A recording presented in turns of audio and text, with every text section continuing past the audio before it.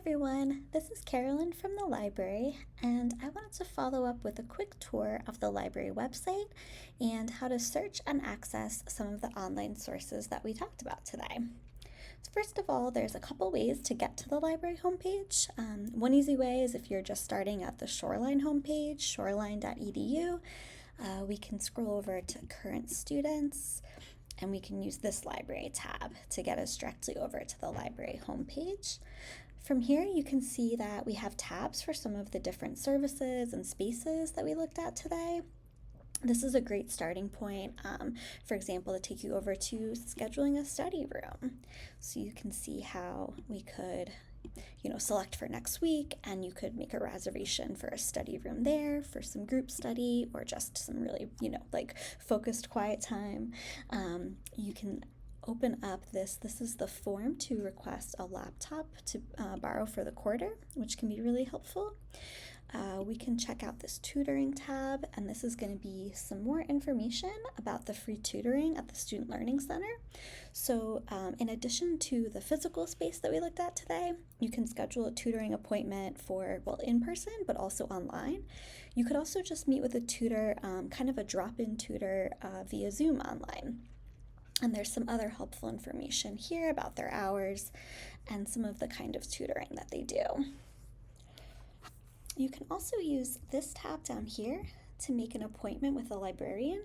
So you could, say select for me, for Carolyn, and this can be a really useful resource for just some one-on-one help with any kind of research that you're doing, any kind of information need that you might have.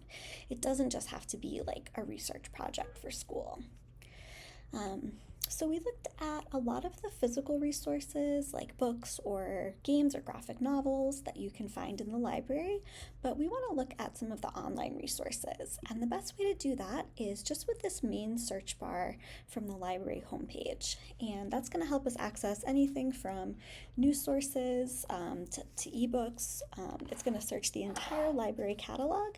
So we can just start out with, say we're looking for newspapers, we can just start with the title of the newspaper. So say, just for an example, let's look at the Washington Post.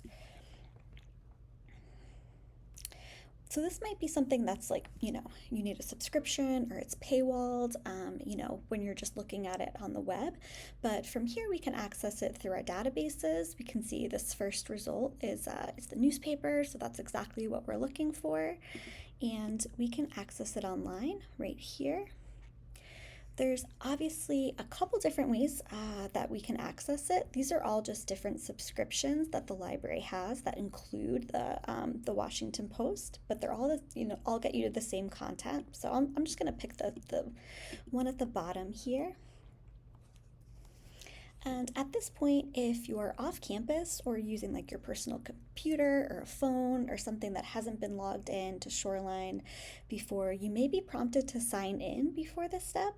So that's where you'll type in your Shoreline Net ID, which is the same as your email address. It's looking for the username. It's going to usually be like your first name dot last name at go.shoreline.edu.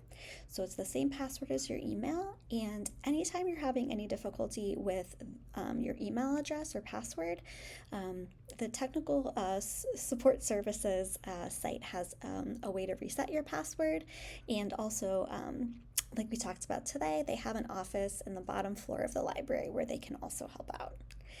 And so what we get when we search for the Washington Post, it brings us right up to today's edition, but it's also helpful because this is really searchable. So if I want to search for, not just reading the newspaper today, but searching for a specific name or a specific event, it'll search our entire sort of like archive for that. And we can also go to different days. So, back, I think as far as, in this case, 2016. But so I just jumped over to May 1st, and it's a really easy, I think, way to sort of navigate how much content there usually is in every newspaper. And then let's check out, how about 3D printing shakes up the space industry? Looks like a cool article. So this is what you'll see when you click into the article. You'll have the full text all written out here that you can just read that way.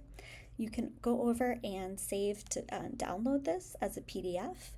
You also have the option to listen to this article, so it'll give you kind of the audio over here, which I think can be really helpful if you don't, always want to be staring at a screen. You can also translate this, so, we would do from English to all of these different options. We could potentially translate it. And in general, this is also a way that you can search within these articles, and sometimes it's nice to have it online that way.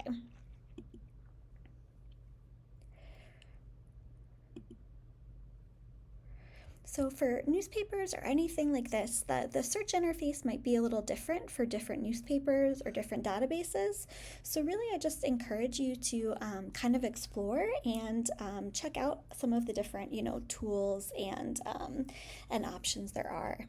But I also want to show really quickly how to search for other resources online, like say ebooks. So we can go back to our library homepage. And instead of newspapers, say I want a book on a certain topic. I'm going to do, let's say, coding for beginners. I want to start learning how to code. And you can see by searching our whole catalog, we get about 700 results. But say I just want books, so that's going to narrow it down a little bit as well. And let's see, these are our results. Let's go with it. I like coding for beginners and easy steps. Sounds like a good start for me. And it's going to look kind of the same to access an ebook as it did just for us to access a newspaper. Like here, we can read it online. We can download a couple chapters at a time as PDFs. Here we can see like the whole contents of the book.